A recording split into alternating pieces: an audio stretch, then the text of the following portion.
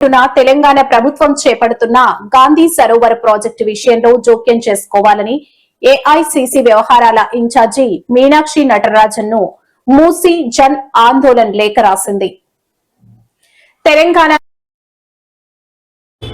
ఈ ప్రాజెక్టు కోసం అదనంగా తెలంగాణ ప్రభుత్వం 98.20 ఎకరాల రక్షణ శాఖ భూమిని బదిలీ చేయమని కోరడంతో పాటు ఈ ప్రాజెక్టు శంకుస్థాపన కార్యక్రమానికి కేంద్ర రక్షణ శాఖ మంత్రి రాజ్నాథ్ సింగ్ ను గత నెల 12న స్వయంగా సీఎం రేవంత్ రెడ్డి ఆహ్వానించారని, ప్రజల వ్యతిరేకతను, ప్రజాస్వామ్య ప్రక్రియలను పట్టించుకోకుండా ఇలా చేయడం ఆశ్చర్యాన్ని కలిగిస్తుందని లేఖలో పేర్కొన్నారు. ప్రతిపాదిత మూసీ రివర్ ఫ్రంట్ డెవలప్మెంట్ ప్రాజెక్టులో భాగమైన గాంధీ సరోవర్ ప్రాజెక్టు విషయంలో మేము తీవ్ర అభ్యంతరాలు, ఆందోళనలు వ్యక్తం చేస్తున్నామని సివిల్ సొసైటీ కార్యకర్తలు, పర్యావరణవాదులు, మానవ హక్కుల సంస్థలు, స్థానిక నివాసితులతో కూడిన ఈ నెట్వర్క్ ప్రాజెక్టు ప్రారంభోత్సవాన్ని వెంటనే ఆపాలని, ప్రజాస్వామ్య చర్చల ద్వారా పూర్తి సమీక్ష చేయాలన్నారు. ఈ విషయంలో మీరు జోక్యం చేసుకోవాలని మీనాక్షి నటరాజన్ కోరారు.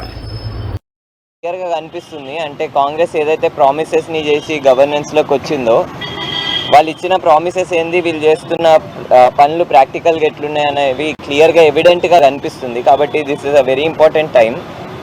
ముందు సేవ్ మూసీ మూవ్మెంట్ తరఫున మేము ఒక క్లారిటీని ఇవ్వాలని అనుకుంటున్నాము.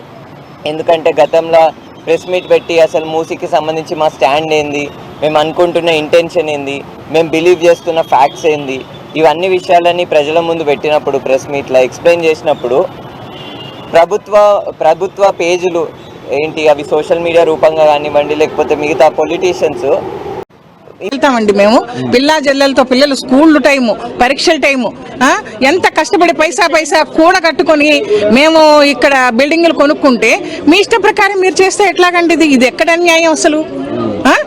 ప్రజలు ఎందుకు ఎన్నుకున్నారండి మిమ్మల్ని? మంచి చేస్తారనే కదా.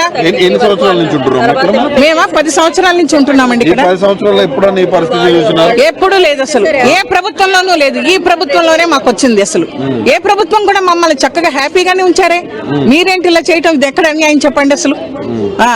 మీరు కట్టుకోండి, మూసిని మీరు శుభ్రం చేసుకోండి, మీ ఇష్టం వచ్చినట్టు వినోద స్థలంగా చేసుకోండి.